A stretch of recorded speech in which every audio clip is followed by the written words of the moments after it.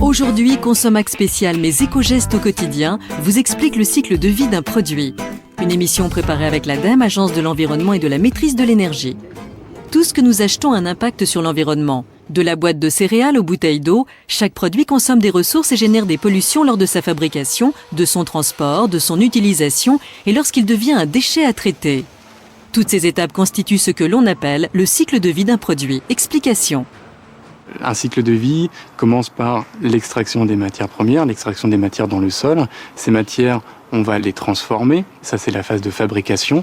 Ensuite, une fois que le produit est fabriqué, on va le transporter et on va aussi le stocker dans un magasin de distribution. Il va être acheté par le consommateur, utilisé par le consommateur. Et une fois qu'il est hors d'usage, il faut prévoir donc sa fin de vie, que ce soit du recyclage ou de l'élimination.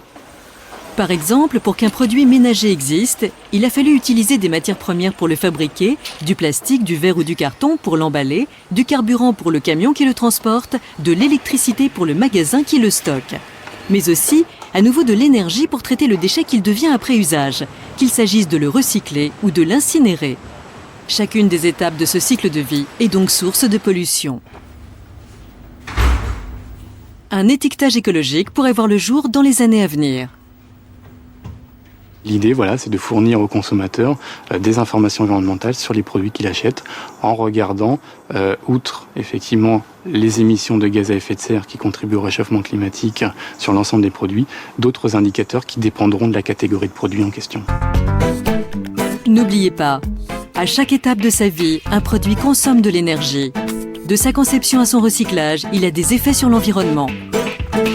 Retrouvez une version longue de l'émission sur le site de l'Institut national de la consommation, consom.net.